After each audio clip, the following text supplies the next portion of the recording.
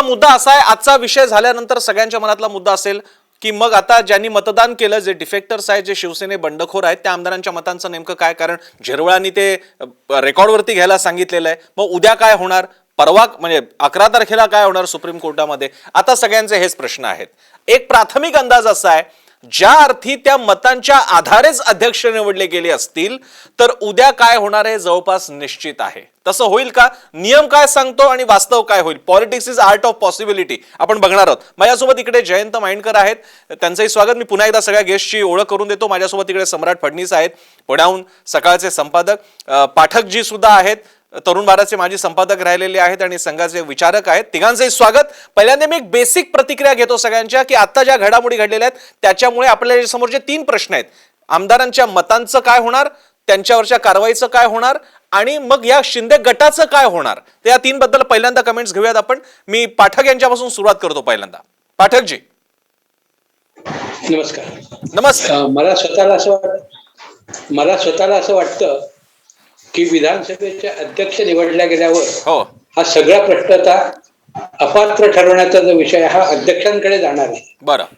आणि ती मोठी दीर्घ लढाई राहणार आहे, कारण अध्यक्षांनी काहीही निर्णय दिला तरी त्याला कोर्टात चॅलेंज केलं जाईल स्पष्ट आहे. हो. आणि यातनं एक स्पष्ट झालं की उद्याचं बहुमत जे आहे तेही विद्यमान सरकारला सहजतेने मिळेल. बरोबर आहे, असे संकेत आहे, कारण हे खुलेआमपणे झालेलं आहे. हो. काही गुप्त मतदान नाही. त्याच्यामुळे निश्चितपणे 164 जण हे या सरकार बरोबर आहे हे स्पष्ट आहे. अशा परिस्थितीमध्ये पुढचा जो सगळा वाद आहे की जुन्या 11 तारखेला काय होईल हे त्याचा कोर्ट ठरवेल. कारण कदाचित अशी भूमिका घेऊ शकतात की आता खऱ्या अर्थाने अध्यक्ष आल्यावरती अध्यक्षांनी याच्या संबंधीचा निर्णय घ्यावा. उपाध्यक्षांचा जो निर्णय आहे तो आम्ही आता विचार करण्याची गरज वाटत नाही, कारण ऑलरेडी प्रोसेस पुढे. एक्झॅक्टली. पाठकजी तुम्ही आमच्यासोबत राहा. आपल्यासोबत घटनातज्ञ उल्हास बापट सुद्धा आहेत. बापटजी तुमचं स्वागत आहे. उल्हास बापटजी, आता काही प्रश्न एकमेकांशी निगडित आहेत. एक, आज जर का शिवसेनेतून फुटलेल्या आमदारांच्या मतांसह जो काही 166 आकडा गाठला गेलेला आहे त्याच्यामुळे विधानसभा अध्यक्षांची निवड झालेली आहे, त्यामुळे उद्या काय होणार आहे हे आपण आता प्रेडिक्ट करू शकतो का? आपल्यासोबत तरुण भारतचे पाठक होते, ते सांगत होते की आता उद्याचं जवळपास निश्चित झालेलं आहे विश्वास मताचं. त्यामुळे पहिली प्रतिक्रिया तुमची त्याबद्दल. उल्हास बापटजी. कसं आहे, हा तोडून बोलता येणं मला जरा कठीण वाटतंय. बरं. कारण कायद्यात हायरार्कीमध्ये घटनात्मक कायदा तो सर्वोच्च स्थानावर असतो आणि त्याच्याशी जुळता मिळताच इतर कायदा किंवा एक्झिक्युटिव्ह ऍक्शन ही घटनेशी जुळती मिळती असावी लागते. आणि मोदींनी त्यांच्या पहिल्याच भाषणामध्ये सांगितलं होतं की राज्यघटना हा आता या देशाचा धर्मग्रंथ आहे, त्यामुळे सर्व आता राज्यघटनेप्रमाणे चालेल असं आम्हाला घटना शिकवणाऱ्यांना वाटत होतं. परंतु प्रत्येक झालं नाही. कारण एलएलएम आम्ही शिकवत होतो कॉन्स्टिट्यूशन अँड कॉन्स्टिट्यूशनल यातला फरक असतो. कॉन्स्टिट्यूशन म्हणजे लिखित राज्यघटना आणि कॉन्स्टिट्यूशनलिझम म्हणजे त्याप्रमाणे वागण्याची प्रवृत्ती. तर ती जी प्रवृत्ती आहे ती मला याच्यात एक घटनेचा प्राध्यापक म्हणून दिसत नाही. कुठल्याही राजकीय पक्षाच्या बाजूने मी बोलत नाहीये, पण उदाहरणार्थ चुका कुठनं व्हायला लागल्या की ज्यावेळी उद्धव ठाकरे यांना कळलं की आपल्याला मेजॉरिटी नाही, त्यावेळी कदाचित त्यांनी राजीनामा देणं आवश्यक होतं. ही सगळी वेळ आली नसती. त्यामुळे वाजपेयी 13 त्यावेळी होते, त्यावेळी त्यांना 191 आपण जाणार नाही माहिती असतं, 13 दिवस तरी का राहिले प्रश्न निर्माण झाला. म्हणजे डेव्हिड कॅमेरॉननी बहुमत असताना सुद्धा जनतेचं मत आपल्या म्हणून राजीनामा दिला. तर ते जे कॉन्स्टिट्यूशनलिझम आहे ते आपल्या इथे येत नाही. आणि राज्य तर मी बोलणार नाही, कारण मी गेले 10 दिवस त्याच्यावरच बोलतोय की राज्यपालांची भूमिका ही प्रचंड संशयाच्या भोवऱ्यात आलेली आहे आणि अनेक उल्लंघन ते करतायत. म्हणजे त्याची यादी मी आता वाचून दाखवत नाही, फक्त मी एवढंच सांगतो की त्यामुळे सुप्रीम कोर्टाच्या निर्णयामध्ये त्यांनी असं म्हटलंय की the government should remember that he is not an employee of the central government but he the state. आणि त्यांनी जी शपथ 59 कलमाखाली की मी प्रिझर्व करीन कॉन्स्टिट्यूशन, त्याप्रमाणे त्यांनी वागावं. आता मी मुख्य मुद्द्याकडे येतो की घटना जी असते ती उत्क्रांत होत असते. विशिष्ट उत्क्रांतीच्या टप्प्यावर आपण आता आहोत. एक तर अमेंडमेंट करून घटना वर जाते. आतापर्यंत 105 अमेंडमेंट झालेले आहेत. सुप्रीम कोर्ट डिसिजनमुळे घटना वर जाते. जसं केशवानंद भारती गेटमध्ये सांगितलं की बेसिक स्ट्रक्चर येणार नाही, तसं हे 10व्या शेड्यूल बद्दल आता सुप्रीम कोर्टाचा निर्णय मला अपेक्षित आहे. आणि त्यामुळे आपली राज्यांना वरच्या पेडेस्टलवर जाण्याची शक्यता आहे. आणि अर्थात प्रथा परंपरांमध्ये घटनेचं प्रगल्भता येत असते. उदाहरणार्थ इंग्लंडमध्ये मी पार्लमेंटमध्ये अनेकदा पाहिलंय की जिथे स्पीकर ज्याच्याकडे बघतो तोच मनुष्य फक्त बोलतो, बाकी खाली बघतात. याला आय ऑफ द स्पीकर इंग्लंडमध्ये. तर इतक्या वरच्या स्तराला जायला आपल्याला खूप अवकाश आहे. मी शेवटच्या मुद्द्याकडे येतो की मला असं वाटतं की आता दोन गोष्टी शक्य आहेत. एक तर ही सगळी केस, आता तर ही वेकेशन बेंच पुढे चालू आहे, पण ही कॉन्स्टिट्यूशन बेंच पुढे जाण्याची अत्यंत आवश्यकता आहे. कारण भारत हे संघटित असल्यामुळे अनेक राज्यांमध्ये आता हे प्रश्न निर्माण होणार. कारण केंद्रात एका पक्षाचं सरकार आणि दुसऱ्या पक्षाचं सरकार जर का राज्यात असेल तर गव्हर्नर निश्चित करू शकतो. हे घटना समितीतच म्हटलेलं आहे, हे माझं मत नाहीये. आणि ते आपल्याला आता दिसते या ठिकाणी. तेव्हा कॉन्स्टिट्यूशन बेंचकडे जायला पाहिजे किंवा राष्ट्रपतींना सुप्रीम कोर्टाकडे सल्ला मागता येतो 143 कलमाखाली की या गोष्टी करा. तर आता कुठल्या गोष्टी मी थोडक्यात सांगतो तुम्हाला की 174 कलमाखाली राज्यपालांना मुख्यमंत्र्यांच्या सल्ल्याशिवाय सत्र बोलवता येतं का, तर याचं उत्तर नाही असं आहे, जे आत्ताच्या राज्यपालांनी बोलवलेलं आहे. कारण राज्याच्या डिस्क्रिशन मध्ये म्हणजे तारतम्य वापरण्याचे पॉवर्स असतात, त्याच्यामध्ये 174 कलम येत नाही. पॉइंट 1 वेळ दिला का, तर नाही दिला, याचे उत्तर नेगेटिव्हच आहे. त्यानंतर डिस्क्वालिफिकेशन पेंडिंग असताना फ्लोअर टेस्ट घ्यावी हा निर्णय सुप्रीम कोर्टाला द्यावा लागेल. कारण आत्ताच्या सुप्रीम कोर्टाने असं म्हटलं या दोन जजेसनी की समजा काही उलट झालं तर आम्ही अॅनल करू. आधीच अॅनल करू म्हणजे काय, पण फ्लोअर टेस्ट रद्द करावी लागेल, चीफ मिनिस्टरची निवडणूक होईल.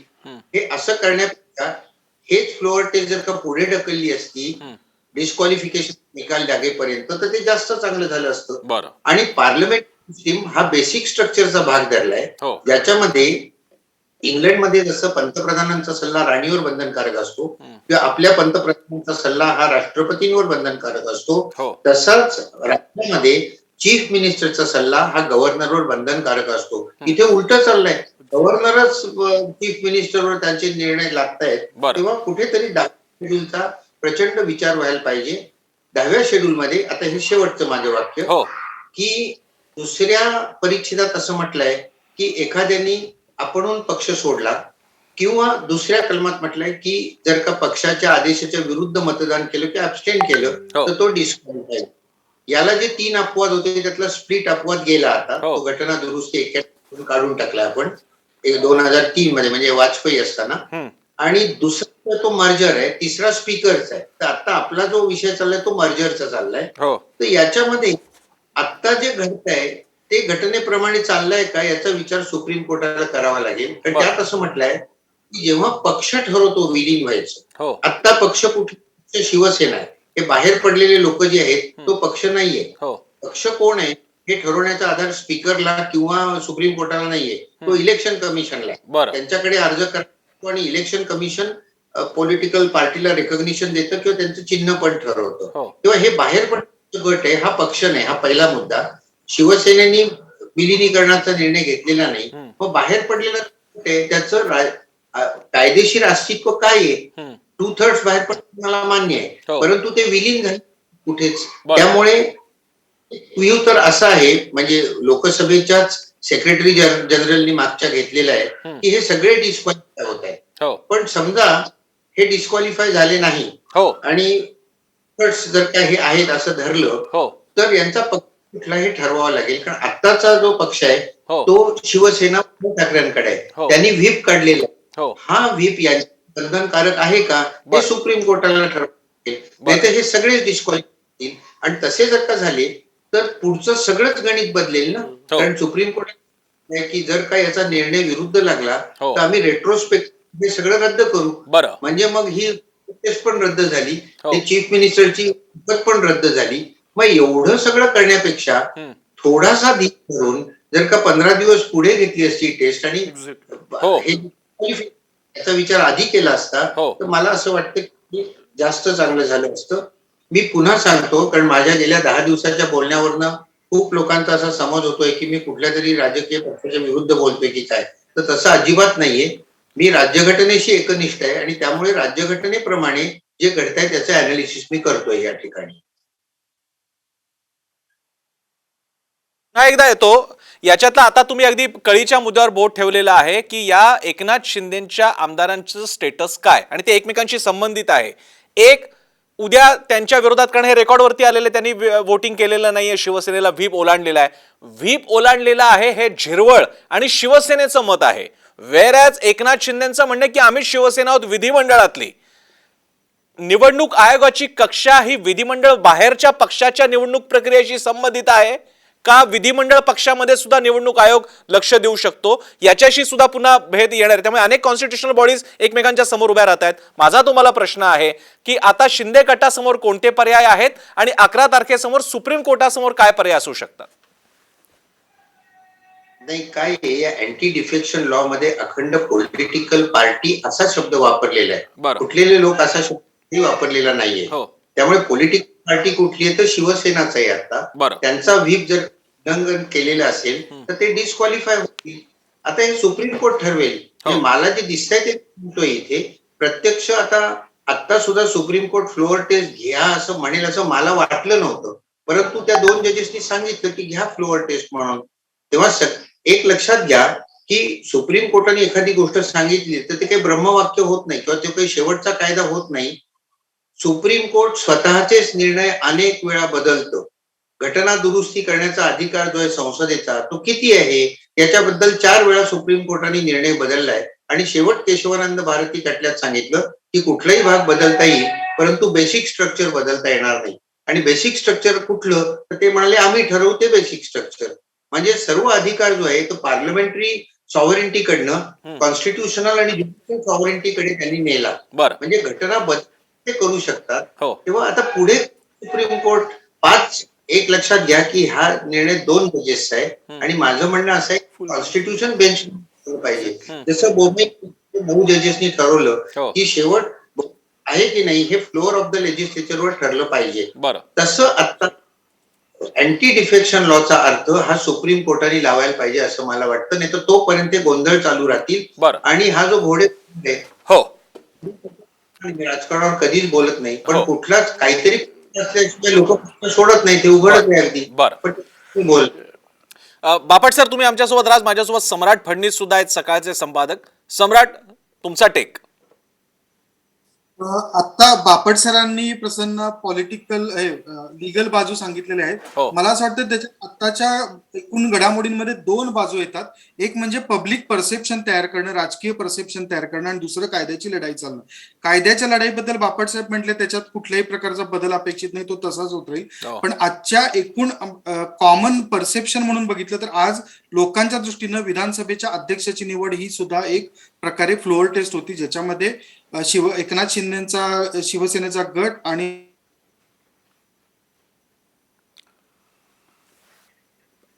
सम्राट, तुमची फ्रेम आपल्याकडनं गेलेली आहे. आपण कनेक्शन रिस्टोर झाल्यानंतर पुन्हा एकदा जाऊयात. मी जयंत माइंडकरांकडे जातो. माइंडकरजी, तुमची एखादी कमेंट किंवा बापटांना प्रश्न असेल तर प्लीज.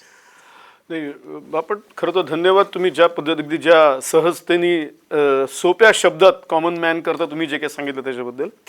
पण यातलं मला आत्ता आपल्याच तोंडून एक आलेलं वाक्य फार महत्वाचं आहे, जे सुप्रीम कोर्टाचं ऑब्झर्वेशन आहे की राज्यपाल हे नोकर नाही आणि राज्यपालांना मुख्यमंत्र्यांच्या सल्ल्याने राज्यकारभार करावा जे काही आपल्याला म्हणजे सेशन सुद्धा बोलवावं लागतं आणि ते पाळल्या गेलेलं नाही. आणि हे जर का तंतोतंत पाळल्या गेलं तर प्रसन्न, हे आता जे सेशन झालंय ते सुद्धा योग्य की अयोग्य हा प्रश्न उद्भवतो. आणि या आधी सुद्धा अशाच प्रकारची 12 नावं, ज्याचा उल्लेख केला, 12 विधान परिषदेच्या आमदारांची नावं ही मुख्यमंत्र्यांच्याकडनं रेकमेंड केलेली असताना त्यावर काहीही कार्यवाही झालेली नाही. त्याच्यामुळे मुळातच राज्यपालांच्या एकूण पूर्ण भूमिकेवर जे प्रश्नचिन्ह राहतं ते राहतच. आणि त्याचबरोबर बापटांनी जो अजून एक उल्लेख केला की केवळ 2 जजेसनी ते यू कॅन गो अहेड, तुम्ही फ्लोअर टेस्ट घेऊ शकता, पण हा जो इश्यू आहे तो आम्ही 11 तारखेला घेऊ, हे जे सांगितलंय हे असं घेण्यापेक्षा हे फुल बेंच समोर येणं, ज्या प्रकारे SR बोम्मई केस 1999 साली जे एक लँडमार्क ठरलं, आता एकूण हा जो अँटी डिफेक्शन लॉ मध्ये जे काही लूपहोल्स होते हे लूपहोल्स कायमचेच बुजवा. आता त्यांनी एक टेक्निकल मुद्दा सांगितला की यू हॅव टू मर्ज. अजूनही हे शिंदे सेना असं आपण म्हणतोय, ते स्वतःला शिवसेना म्हणतात, पण आपण त्याला शिंदे सेना म्हणतोय. टेक्निकली उद्धव ठाकरे आजही सांगू शकतात की मी स्वतः पक्षप्रमुख आहे आणि माझ्या गटाचा जो काही लेजिस्लेचर पार्टी लीडर आहे तो अजय चौधरी आहे आणि त्याचा व्हीप आहे तो सुनील प्रभू आहे, असं सांगू शकतात. आता यामध्ये अगदी तुमच्याकडे आहे 37 आहे, 39 आहे, तुम्ही सुरतहून गुवाहाटीला पळवून नेले किंवा स्वतःच्या इच्छेने गेले, हा मुद्दा आपण सोडून देऊ, आहेत. पण मर्ज कॉन्स्टिट्यूशन असं सांगताय की तुम्ही मर्ज कुठल्या तरी पक्षात झाले पाहिजेत. हे झालेले आहात का? नाही. मला असं वाटतं त्यांनी अतिशय महत्वाचे प्रश्न उपस्थित केलेले आहेत आणि हे सुप्रीम कोर्टाने असं 4ला आणि 11ला न करता एकदा सर्वांनी मिळून एकदा कायमचे हे एक मुद्दा याच्यामध्ये मी सुधीर पाठक पण आलेले, त्यांच्यांना पण मला हे प्रश्न जाऊन विचारायचे आहेत, पण मी जातोय पुन्हा एकदा बापट सरांकडे. बापट सर, आता हा जो पुढचा न्यायिक प्रक्रियेचा भाग आहे त्याच्यात होऊ शकणाऱ्या कालापहरणामुळे, कारण ही प्रक्रिया साधी सोपी नाहीये, तुम्ही नुसती तर सुप्रीम कोर्ट नाही, तुम्ही तर बेंचेस नियुक्त करण्याच्या बद्दलचा मुद्दा म्हणताय. या कालापहरणामध्ये आता उरलीत किती सरकारकडे? आताच म्हटलं जातं की साधारणपणे 2 वर्षाच्या आत बाहेर कदाचित मध्यावधी लागेल, त्यामुळे या कालापहरणामध्ये एकूणच हे सरकार टिकून जाईल असं वाटतं का?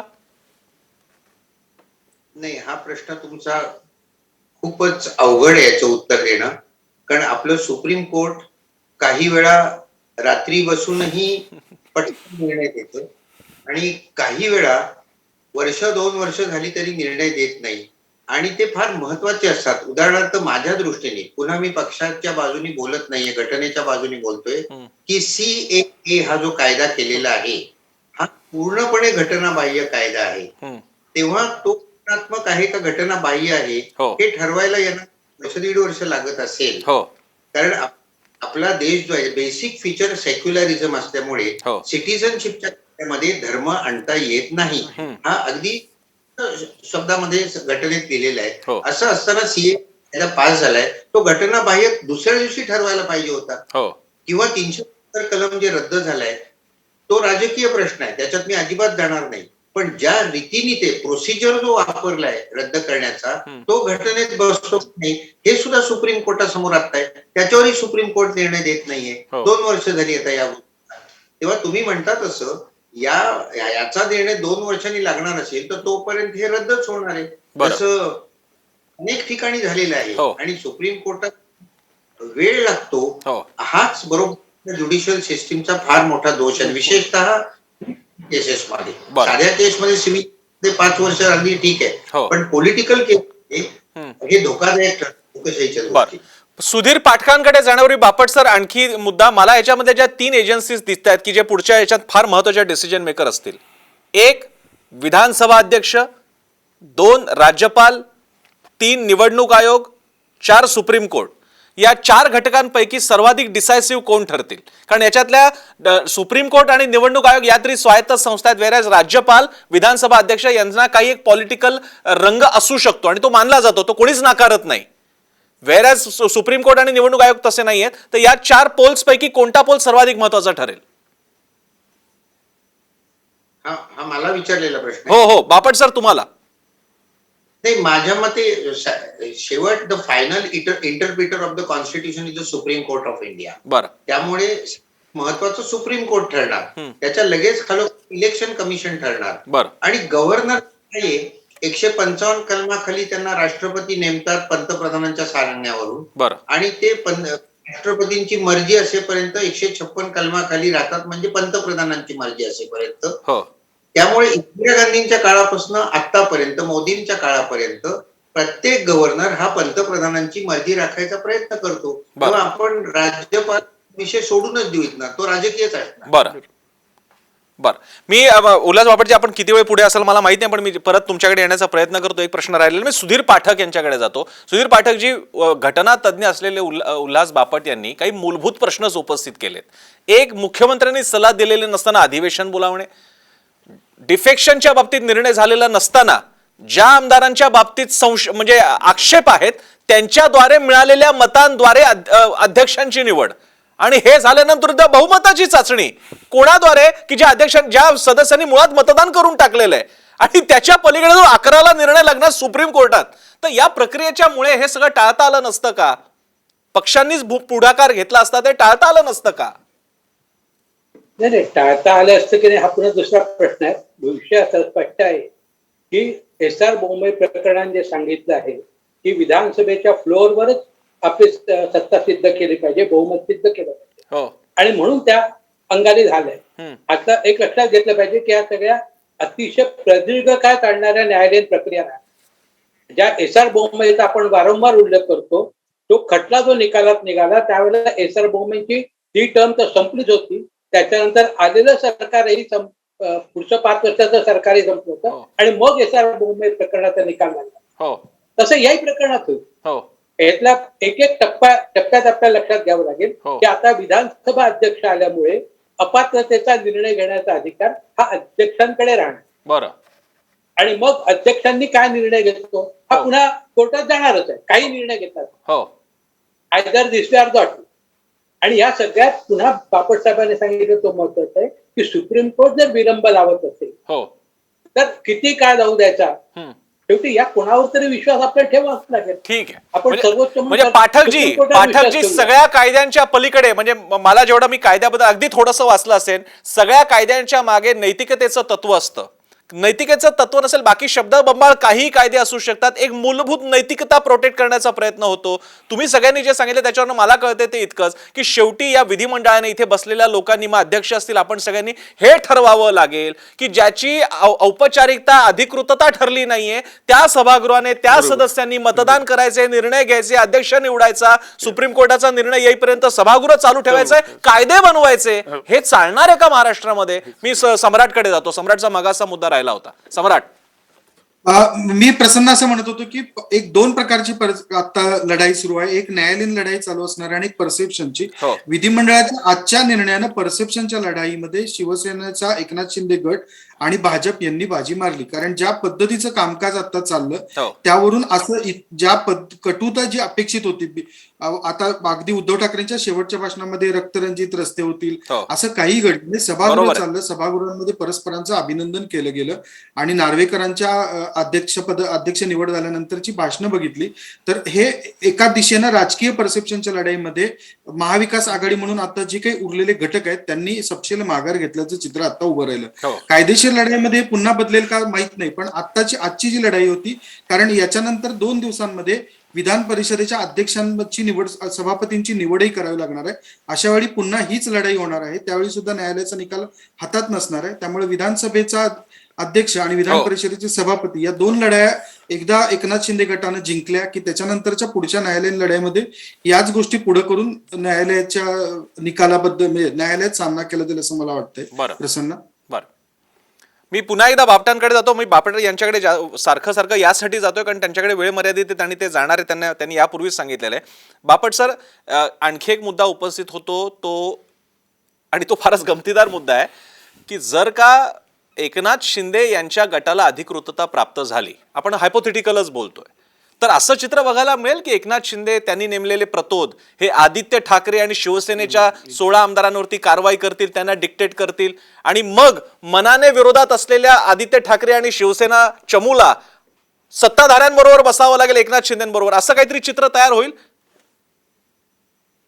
नाही, असं होऊ शकेल, पण हे केव्हा होईल की शिवसेना हा पक्ष कोणाचा आहे हे ठरल्यानंतर होईल. आणि मी आताच म्हणे की इलेक्शन कमिशन आणि सुप्रीम कोर्ट या कोर्टात हा चेंडू आहे, त्यामुळे त्याला वेळ लगेच काही तसं होणार नाहीये. आणि ही गोष्ट अशी की आता विधान परिषदेचे सदस्य जे 12 यांनी नेमलेले नाहीत आतापर्यंत 1.5 वर्ष, जे पूर्ण अनकॉन्स्टिट्युशनल होतं पण नेमले नाहीयेत. ते आता या मुख्यमंत्र्यांच्या आदेशावरनं ते नेमून टाकतील, म्हणजे यांची बाजू विधान परिषदेत जास्त पक्की होण्याची शक्यता आहे. पण मला असं वाटतं की हे सगळं तुम्ही आधी जे म्हणालात ते की कॉन्स्टिट्यूशनल मॉरॅलिटी हा जो भाग आहे, म्हणजे मी अगदी सुरुवात माझी जी केली तिथेच पुन्हा येतो की कॉन्स्टिट्यूशन ही लिखित राज्य कायदा आहे आणि कॉन्स्टिट्यूशनिझम म्हणजे त्या स्पिरिट पुढे जाणं हा वेगळा भाग असतो आणि तिथे आपण कुठेही खूप कमी पडतो. अजून आपल्याला खूप प्रगल्भता भारतामध्ये यायला पाहिजे असं मला वाटतं. की इथे थांबतो, मला पुढे जायचं आहे म्हणून. एक अगदी शेवटचा छोटा प्रश्न विचारतो आणि मी तुम्हाला तुमचे धन्यवाद मी माने. एक शेवटचा अगदी थोडक्यातला प्रश्न. सुप्रीम कोर्टाकडे चेंडू गेल्यानंतर म्हणजे 11 तारखेबद्दल म्हणतोय, सुप्रीम कोर्ट सरळ सरळ कोणत्याही प्रकारचा पुढचा भाग न घेता हा विधिमंडळाचा विषय आहे आणि सुप्रीम कोर्ट काय वुड कीप इटसेल्फ ॲब्स्टेन किंवा आम्ही बाजूला राहू आणि या विधिमंडळाने ठरवावं असं करत बॉल पुन्हा अध्यक्षांकडे टोलावतील अशी शक्यता आहे? अगदी बरोबर आहे. हा प्रश्न मला अनेक ऍडव्होकेटनी पण आता विचारलाय की लेजिस्लेटिव्ह प्रोसेसमध्ये, लेजिस्लेचरच्या आतल्या कामकाजामध्ये न्यायालयाने भाग घेऊ नये असंच आहे, सगळीकडेच असं आहे, म्हणजे इंग्लंडमध्येही तसंच आहे. परंतु जर का एखादी गोष्ट घटनेच्या विरुद्ध होत असेल, म्हणजे घटनाभंग होत असेल, तर सुप्रीम कोर्टाला हस्तक्षेप करता येतो. तेव्हा आता इथे घटनेचं कुठे उल्लंघन झालंय का हे सुप्रीम कोर्टाला बघावं लागेल. आणि आणखी जाता जाता शेवटचं सांगतो की वकील किती चांगला आहे याच्यावरही खूप म्हणजे वकील असतील तर त्यांच्या बाजूने लागायची शक्यता असते. पण हे अनेक फॅक्टर्स, पण कॉन्स्टिट्यूशनल मोरॅलिटी ही सगळ्यात वर येते असं मी विद्यार्थ्यांना शिकवतो. उल्हास बापट पुण्याचे आहेत, त्यामुळे त्यांनी कमेंट्सच्या मध्ये सुद्धा खूप काही ते बोलून गेले. ज्या सायलेंट स्पीक्स व्हॉल्यूम्स असं म्हणतात तसं त्यांनी between the line speaks volumes असा तो प्रकार झालेला आहे. धन्यवाद उल्हास बापटजी, आपण सविस्तर वेळ दिला यासाठी. खूप खूप धन्यवाद. येस, माइंडकर बोला. नाही, एकूणच त्यांच्या प्रत्येक शब्दांकडे उल्हास बापटांच्या आपण गेलो ना तर आता त्यांनी तोच मुद्दा मांडलेला की ठीक आहे सुप्रीम कोर्टाच्या हातात सगळं राहील, पण मुळात हे 39 जण नक्की कुठे असतील, 16 जण नक्की कुठे असतील. आणि मला म्हणजे कॉन्स्टिट्यूशन कुठेही जी पाळल्या गेलेली आहेत, पहिली गोष्ट 2/3 तुम्ही डिफेक्शन केलं पण तुम्ही मर्ज झालेले आहात का? मर्ज न होता तुम्ही on the floor of the house लगेच वोटिंग घेता. म्हणजे मगाशी विथ ड्यू कन्सर्न प्रसन्न तू जे बोललास की तुम्ही निवडूनही आलात, तुम्ही मुख्यमंत्री पण झालात, तुम्ही स्पीकरही निवडला, पण घटनेत असं सरळ सरळ लिहिलेलं आहे की तुम्ही 2/3 बाहेर पडल्यानंतर दुसऱ्या पक्षात जॉईन केलेलं आहात. आणि हे घटनेत लिहिलेलं आहे. आणि उल्हास बापटांनी त्या एका मुद्द्यावर बोट ठेवलं की घटना, मी या देशाच्या घटनेला धर्मग्रंथ मानतो असं नरेंद्र मोदींनी 2014ला सांगितलंय.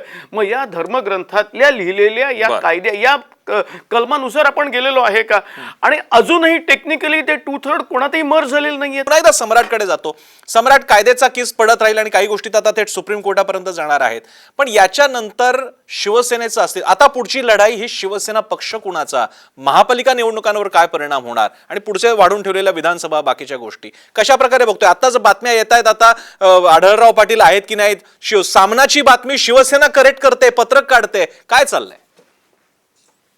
प्रसन्न, सगळ्यात महत्वाचा यातला मुंबईचा मुद्दा आपण घेऊ. राहुल नार्वेकरांच्या निवडीकडे फक्त एक वकील हाच संदर्भ नाही, मुंबई हा संदर्भ आहे, मुंबई कोकण असा एकत्र संदर्भ सुद्धा आहे.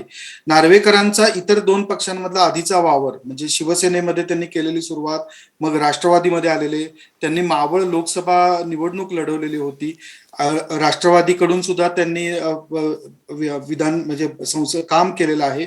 अशा उमेदवाराची ज्यावेळी निवड केली जाते त्यावेळी ती फक्त वकील आहे म्हणून केली जाते असं मला वाटत नाही.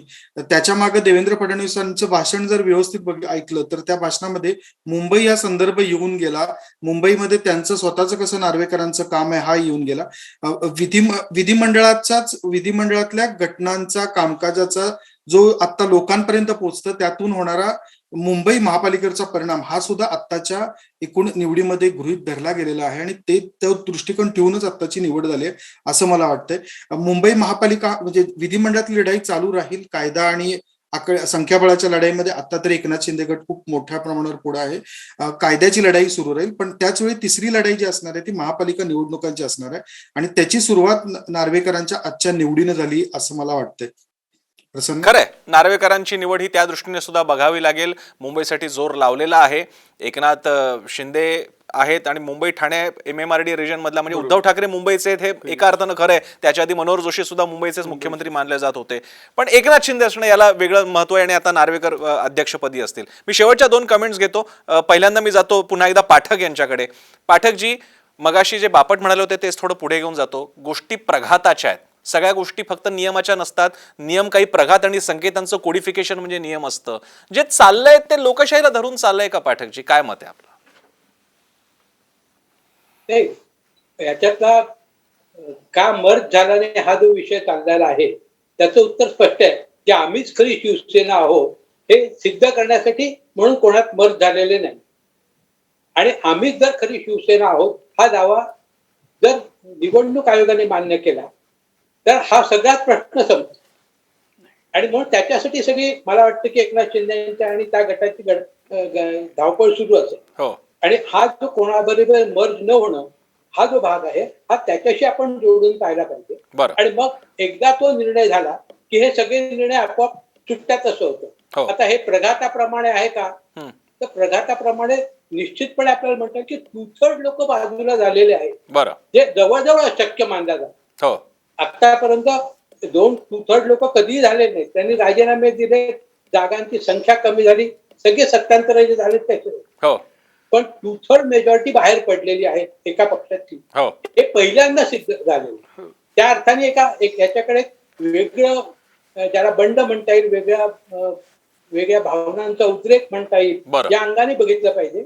आणि त्या अंगाने निश्चितपणे जनमानसामध्ये आजच्या निवडणुकीत आजच्या निकालांनी त्या गटाने निश्चितपणे आपण शिवसेना आहोत त्या दृष्टीने एक पाऊल टाकलेलं असं म्हणतो. पाठकजी धन्यवाद. मी शेवटची कमेंट घेतो माइंडकरांकडे. माइंडकरांची फक्त जी काय तुम्ही कमेंट कराल त्याला जोडून सगळ्यांच्या म्हणण्याचा अर्थ असा आहे की सुप्रीम कोर्टात जे होईल त्याच्यावरती अवलंबून असेल की काय होणार, वैधता टिकणार नाही टिकणार. माझा तुम्हाला प्रश्न असा आहे, तुम्ही पण बराच काळ पत्रकारिता करताय, इतक्या जर का बेभरवशाचा निकाल असू शकतो तर मला नाही वाटत, जेवढं मला भाजप कळतं आणि जेवढं मला अमित शहा आणि देवेंद्र फडणवीस कळतात, इतकं बेभरवशीची स्थिती असती तर हा एवढा सगळा पट मांडला असता का? त्यामुळे A=B म्हणजे ज्या समांतर ओळींचा सिद्धांत आपल्याला भूमितीत शिकवला जातो, A=B, B=C तर C=A. त्या दृष्टीने जर का एवढा सगळा हा पट मांडलेला असेल तर माझ्या मते काहीतरी विचार केला असणार. तो काहीतरी विचार सरळ शब्दात असा आहे की काही निर्णय जे आपल्याला अभिप्रेत आहेत ते इमिजिएट मिळतील, ते 2 तासात होतील. आणि जे निर्णय, जे मगाशी उल्हास बापट सुद्धा बोलले की जे निर्णय आपल्याला तसे महत्वाचे आहेत, उदाहरणार्थ त्यांनी दिलं CA, ते तसे महत्वाचे आहेत पण ते आपल्याला काही काळ उशिरा चालू शकतात, तर ते तसे उशिरा येतील आणि तोपर्यंत आपल्याला अभिप्रेत असलेला कालखंड संपेल. जसं मगाशी पाठक सुद्धा बोलले की ती टर्म संपल्यानंतर 1999ला त्याचा निकाल आलेला होता. होय, सुप्रीम कोर्टाचे काय सर्व देशातल्या सर्व कोर्टांचे निर्णय फास्ट लागले पाहिजेत, याविषयी कारवाई झाली पाहिजे, ही फॅक्ट आहे. आता पाठकांच्या बोलण्यात जे एक प्रकारचा डिफेन्स आला त्याच्याबद्दल फक्त सांगतो की 2/3 झालेत, हे पहिलं डिफेक्शन आहे. मला मान्य, मी स्वतः छगन भुजबळांचं सुद्धा डिफेक्शन कव्हर केलेलं आहे, तेव्हा ते 1/3 होते, आता हे 2/3 झालेलं आहे. हे मी मान्य करतो, अगदी होऊ नये तेच वगैरे सगळं जे काय म्हणायचं असेल. अरे पण कॉन्स्टिट्यूशन जर का असं, नियम जर का असं सांगताय की यू मस्ट मर्ज, आणि ते मर्जरची गरजच नाही असं आपण म्हणून देतो. तुम्ही मर्ज जर का उरलेले तुम्ही 16 असू दे, 15 असू दे, 14 असू दे, जे काय असेल ते त्यांनी कुठे जायचं हा प्रश्न आहे. तुम्ही मर्ज हा झालंच पाहिजे हे जर का घटनेत आणि आपण सहजगते म्हणतो की नाही त्याची गरज नाही, मला असं वाटतं कुठेतरी नियमांची आय गेस हा मर्जर इतका हा करायचाच असता तर करणं काही अवघड नव्हतं. अनेक ऑप्शन होते, प्रहारमध्ये जाण्यापासून ते मग काय भाजपासून अगदी राज ठाकरेंकडे. ते का करत नाहीये त्याचं उघड उत्तर हे आहे की शिवसेनाच आम्ही असल्यामुळे आम्हाला कुठे मर्जर करायची गरजच नाहीये. हे आता फक्त कायदेशीररित्या वदवून घ्यायचंय, स्टॅम्प करून घ्यायचंय, त्याच्यासाठीचा खेळ चालू तो आपल्याला बघावा लागेल, लक्ष ठेवावं लागेल. तुर्तास सम्राट तुम्ही वेळ दिला आम्हाला, त्याचबरोबर माइंडकरजी, तुम्ही पाठकजी आणि मगाशी उल्हास बापट सगळ्यांनी भरपूर वेळ दिला. 2-2 तास सगळे इकडे बसून होते. सगळ्यांचे आभार. इथेच आपण थांबतोय. मात्र या सगळ्या राजकीय घडामोडींवरती आपलं लक्ष असंच असणार आहे. पाहत राहा साम टीव्ही.